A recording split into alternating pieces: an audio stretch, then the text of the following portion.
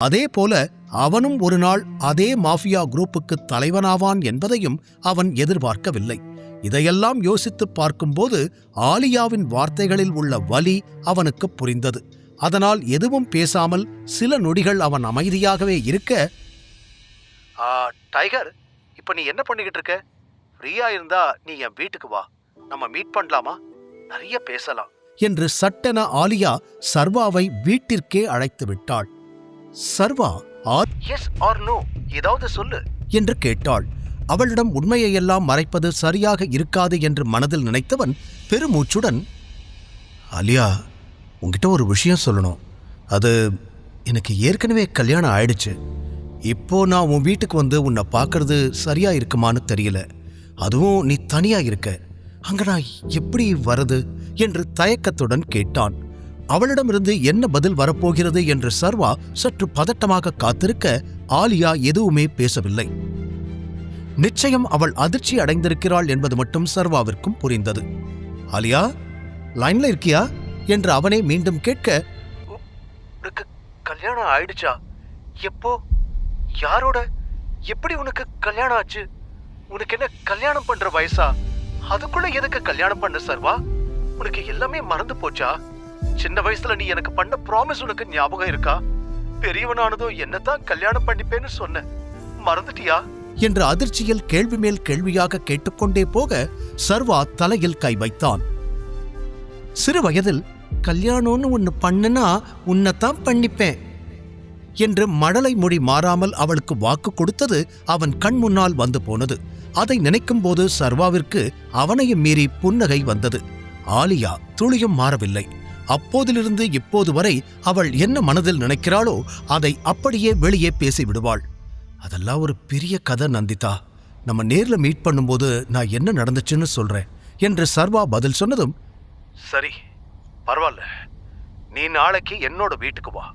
நான் உன்கிட்ட வேற சில முக்கியமான விஷயத்த பத்தி பேசணும். ஏற்கனவே நீ என்ன ரொம்ப டென்ஷன் பண்ணிட்ட. வரமாட்டேன்னு சொல்லி என்னை இன்னும் இரிட்டேட் பண்ணாத. அப்புறம் நான் என்ன பண்ணுவேன்னு தெரியாது என்று அவள் கோபமாக சொல்ல, ஹே கூல், நீ டைகருக்கு ஆர்டர் போடுறியா நந்திதா என்று சிரிப்போடு கேட்டான் சர்வா.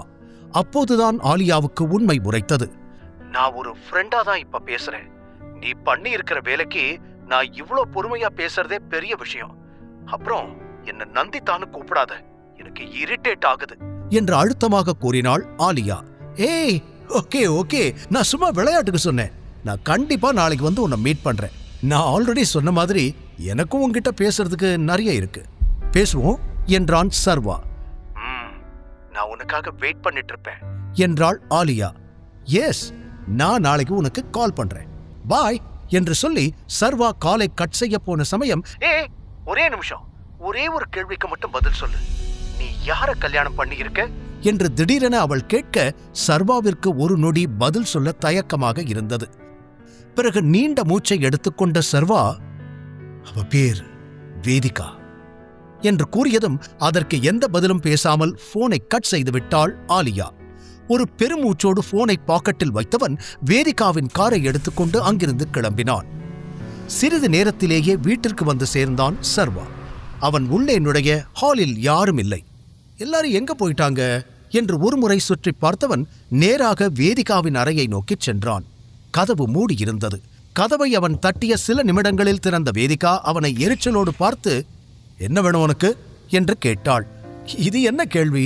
இந்த ரூமுக்கு வரதுக்கு காரணம் வேணுமா என்ன என்று அவன் பதிலுக்கு கேட்க அவனை கோபமாக முறைத்த வேதிகா, எதுக்கு இங்க வந்தேன்னு கேட்டா அத மட்டும் சொல்லு, சும்மா ஏதாவது பேசிக்கிட்டு இருக்காத என்று மீண்டும் கேட்டாள். ஐயோ, தூங்க வந்திருக்கேன் வேதிகா. நேத்துல இருந்து நடந்ததெல்லாம் உனக்கு தெரியும் தானே. நானும் ரொம்ப டயர்டா இருக்கேன், வழி விடு என்று சொல்லி சர்வா அறைக்குள்ளே செல்ல போக அவனை உள்ளே விடாமல் வெளியே நிற்க வைத்தவள், அவ்வளவு டயர்டாகிற அளவுக்கு ஐயா என்ன வேலை பார்த்தீங்க? சும்மாதானே இருந்த, அப்புறம் என்ன உனக்கு தூக்கம் என்று கைகளை கட்டிக்கொண்டு அவள் கேட்க, வேதிகா தயவு செஞ்சு என்ன புரிஞ்சுக்க. என்ன பார்க்க என்ன சூப்பர்மேன் மாதிரி இருக்கா? அவ்வளோ பேர் கூட நான் எப்படி தனியாளா சண்டை போட முடியும் என்று அவள் அதற்காகத்தான் கோபமாக இருக்கிறாள் என நினைத்து விளக்கம் கூறினான். ஆனால் அதை கேட்டு வேதிகா முகத்தில் எந்த மாற்றமும் இல்லை. இப்ப எதுக்கு நீ இதெல்லாம் எக்ஸ்பிளைன் பண்ணிக்கிட்டு இருக்க? நீ எதுக்கும் யூஸ் ஆகாத ஒரு வேஸ்ட் பீஸ்ன்னு எனக்கு நல்லாவே தெரியுமே. ஆனா எனக்கு ஒரு விஷயம் சுத்தமா புரியல. ஒரு பக்கம் நமக்கு கல்யாணம் ஆயிடுச்சு, நான் தான் உன் ஹஸ்பண்ட் அப்படின்னு தேஞ்சு போன ரெக்கார்ட் மாதிரி சொல்லிட்டே இருக்க, இன்னொரு பக்கம் எனக்கு ஏதாவது பிரச்சனைனா ஹெல்ப் பண்ண கூட முன்னாடி வரமாட்டேங்கிற. நீ இப்படியெல்லாம் பண்ணும்போது எனக்கு அம்மா சொன்னதுதான் சரின்னு தோணுது. நான் பேசாம பிரவீனை கல்யாணம் பண்ணிக்கிறது பெட்டர்னு தோணுது. அன்னைக்கு அந்த பார்ல அந்த பசங்க கிட்ட இருந்து அவன் தான் என்னை காப்பாத்தினான். இன்னைக்கும் உன் இடத்துல அவன் இருந்திருந்தா நிச்சயம் என்னை காப்பாத்துறதுக்கு முயற்சி பண்ணியிருப்பான். உன்ன மாதிரி பயந்து ஓடி இருக்க மாட்டான். எல்லாம் என் நேரம் என்று காரணமே இல்லாமல் பிரவீனோடு சர்வாவை கம்பேர் செய்தவள் இவ்வாறெல்லாம் பேசிக் கொண்டிருக்க, என்ன பேசிக்கிட்டு இருக்க நீ வேதிகா? நீ பிரவீனை கல்யாணம் பண்ணிக்க கூடாது என்று சர்வா கோபமாக கேட்டான். ஓ, நான் யார கல்யாணம் பண்ணணும் பண்ணக்கூடாதுன்னு நீதான் முடிவு பண்ணுவியா என்று வேதிகா நக்கலாய் கேட்க சர்வா அமைதியானான். நான் பிரவீனை கல்யாணம் பண்ணியிருந்தா என் வாழ்க்கை நல்லா இருந்திருக்கும். நாங்க 2 பேரும் லவ் பண்ணாம இருந்திருக்கலாம். ஆனா கண்டிப்பா அவன் என்ன நல்லா பார்த்துப்பான். உன்ன மாதிரி எனக்கு என்ன ஆனாலும் பரவாயில்லன்னு விட்டுட்டு ஓடி இருக்க மாட்டான் என்று அவனை பார்த்து கத்தியவள் கதவை அவன் முகத்திற்கு நேராக அடித்து சாத்திவிட்டு உள்ளே சென்று விட்டாள். அவளுக்கு அந்த அளவிற்கு கோபம் கண்ணை மறைத்தது. வெகுநேரம் மூடியிருந்த அந்த கதவை பார்த்த சர்வாவிற்கு என்ன செய்வதென்றே புரியவில்லை. ஏன் என் மேல இவ்வளோ கோபமாக இருக்கா? நான் என்ன தப்பு பண்ணேன்? ஒருவேளை இப்ப வரைக்கும் நான் அவளுக்கு எதுவும் கிஃப்ட் வாங்கி தரலன்னு கோவமா இருக்காளா, இல்ல அட்வான்ஸ் பணம் வாங்கி கோட் சூட் வாங்கினேன்னு சொன்னதை நினைச்சு கோவமா இருக்காளா என்று குழம்பி போனவன், இல்ல ஒருவேளை அவளுக்கு நான் அட்டென்ஷன் கொடுக்காம சிவானி கூடயே பேசிக்கிட்டு இருந்தேன்னு கோவமா இருக்காளோ என்று என்னென்னவோ யோசித்தாலும் எந்த கேள்விக்கும் பதில்தான் கிடைக்கவில்லை. பிறகு எவ்வளவு நேரம் அங்கேயே நின்றாலும் அவள் கதவை திறக்கப் போவதில்லை என்று புரிந்து கொண்டவன் வழக்கம் போல சர்வன்ட்ஸ் குவார்ட்டர்ஸ் நோக்கி தூங்குவதற்காக வந்தான். நேற்று இரவு முழுவதுமே ஹாஸ்பிட்டலில் வேதிகாவுக்காக கண் விழித்திருந்தவனுக்கு இப்போது தூக்கம் சுழற்றியது. மாலை நேரம் படுத்தவன் அடுத்த நாள் காலை வரை எழுந்திருக்கவே இல்லை. மிகவும் லேட்டாக எழுந்து சுற்றி பார்த்தவன் மெதுவாக வீட்டிற்குள் நுழைந்தான். வேதிகாவோட தாத்தா மட்டும் என்ன பார்த்தா அவ்வளவுதான், தேவையில்லாம இன்னைக்கு ஒரு பிரச்சனை பண்ணிடுவாரு என்று பதுங்கி பதுங்கி உள்ளே நுழைந்து எப்படியாவது அவர் கண்ணில் படாமல் வேதிகா அறைக்குள் சென்று விட வேண்டும் என நினைத்தான். அதே போல அவள் அறை வரை வந்து சேர்ந்திருந்தவன் கதவை தட்டினான். உள்ளே இருந்து எந்த பதிலுமே இல்லை. ஏ வேதிகா, உன் தாத்தா பாக்கிறதுக்குள்ள கதவை ஓபன் பண்ணு என்று மீண்டும் தட்ட அப்போதும் பதில் இல்லை. என்ன பண்றா இவ என்று ஒரு வேகத்தில் அவன் கதவை திறக்க முயற்சி செய்ய அது திறந்து கொண்டது.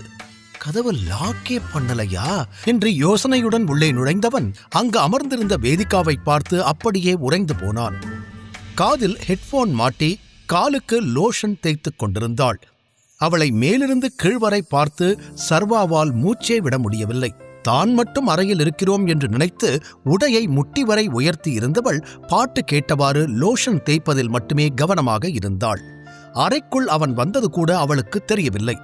என்னதான் சர்வாவிற்கு வேதிகா மேல் ஈர்ப்பு இல்லை என்றாலும் இந்த நொடி அவள் பார்க்க அழகாக இருந்தாள் என்பதை அவனால் மறுக்க முடியாது. ஆனால் சில நிமிடங்களில் தன்னை கட்டுப்படுத்திக் கொண்டவன், சர்வா என்னடா பண்ற, இதெல்லாம் ரொம்ப தப்பு என்று தனக்குத்தானே கூறி முகத்தை வேறு பக்கம் திருப்ப முயன்றான். அதற்குள் வேதிகாவும் யாரோ நிற்பது போல உணர்ந்து நிமிர்ந்து பார்த்தாள். சர்வாவை பார்த்து அதிர்ந்து, ஏய் நீங்க என்ன பண்ற என்று கத்தி வேகமாக எழுந்து நின்றவள் ஒரு டவலால் தன் கால்களை மறைத்துக் கொண்டு, நீ எப்ப ரூமுக்குள்ள வந்த, என்ன பார்த்துக்கிட்டு இருந்த என்று மீண்டும் மீண்டும் அவள் கத்த சர்வாவால் பதில் கூற முடியவில்லை. இருவருக்கும் ஒருவர் மீது ஒருவருக்கு எந்தவிதமான ஈர்ப்போ காதலோ இல்லை என்றாலும் ஏதோ ஒன்று தங்களை ஒன்றாக இணைப்பது போலவே உணர்ந்தனர். சர்வாவை பொறுத்தவரை இந்த குடும்பத்தினர் முன்னால் தான் அனைத்திற்கும் தகுதியானவன் என்று காட்ட வேண்டும். அதற்கு அவளோடு இருக்கும் உறவு ஒரு துருப்புச் சீட்டுதான். அதை தாண்டி இப்போது வரை சர்வா பெரிதாக எதுவும் யோசனை செய்ததில்லை. வைஷ்ணவியோடு பிரேக்கப் செய்த பிறகு அடுத்து காதல், கல்யாணம் என்று எதையும் யோசிக்க கூடாது என்று முடிவே செய்திருந்தான். ஆனால் இந்த நிலையில் தன்னுடைய அடையாளத்தை மறைப்பதற்காகவும் அப்பா மரணத்திற்கு பின்னால் இருக்கும் மர்மங்களை கண்டுபிடிப்பதற்காகவும் மட்டுமே அமைதியாக இருக்கிறான். ஆனால் வேதிகா மனதில் என்ன இருக்கிறது என்று அவளுக்கே தெரியாது. இப்போது கூட இதை பற்றி யோசனை செய்து கொண்டிருந்தவனுக்கு எதிரில் வேதிகா கத்துவது காதிலே விழவில்லை. உன்கிட்டதான் கேட்கிற, எவ்வளோ தைரியம் இருந்தா என்ன கேட்காம ரூமுக்குள்ள வந்திருப்ப என்று அவன் கையிலேயே ஓங்கி அடித்தாள். அதில் கையை தேய்த்துக் கொண்டு, நிஜமாவே சாரி, நான் தெரியாம தான் உள்ள வந்துட்டேன். நீ இப்படி இருப்பேன்னு எனக்கு எப்படி தெரியும்? நான் டைரக்டா ஒன்னும் உள்ள வரல. நான் வெளியில இருந்து கதவை தட்டினேன், நீ ஓபன் பண்ணவே இல்லை. அதனால நானே ஓபன் பண்ணேன், அவ்வளவுதான். இதுல நான் பிளான் பண்ணி பண்றதுக்கு எதுவுமே இல்லை என்று நடந்ததை அவன் விளக்கமாக கூற அதை நம்ப முடியாமல் அவனை சந்தேகமாக பார்த்தாள் வேதிகா. இப்படியே என்ன முறைச்சு பார்த்துக்கிட்டு இருந்தா என்ன அர்த்தம்? இப்போ திடீர்னு உன் தாத்தா நம்ம ரூமுக்குள்ள வந்து நம்ம ஹஸ்பண்ட் அண்ட் ஒய்ஃபா சந்தோஷமா தான் இருக்கோமான்னு செக் பண்ணா என்ன பண்ணுவ? என்கிட்ட இப்படி நீ சண்டை போடுறது தெரிஞ்சா அப்புறம் நீதான் திட்டு வாங்குவ என்று சம்பந்தமே இல்லாமல் சர்வா சொல்ல, என் தாத்தா ஒன்னும் நீ நினைக்கிற மாதிரி அவ்வளவு மட்டமானவர் கிடையாது. யார் பெட்ரூம்குள்ளேயும் அவர் போய் செக் பண்ண மாட்டாரு என்று அவளும் அதற்கு பதில் கூறினாள். சரி, இத பத்தி பேசினா சண்டை தான் பெருசாகும். நீ கொஞ்சம் அட்ஜஸ்ட் பண்ணிக்கிட்டா நான் 10 நிமிஷத்துல கிளம்பி போயிடுவேன். எனக்கும் ஆபீஸ்க்கு டைம் ஆகுது என்று சர்வா மென்மையாக கேட்டான். இது என்னோட ரூம், நீ எனக்கு ஆர்டர் போடக்கூடாது. நான் ரெடி ஆகிற வரைக்கும் நீ வெளியே இரு என்று வேண்டுமென்றே கூறினாள் வேதிகா.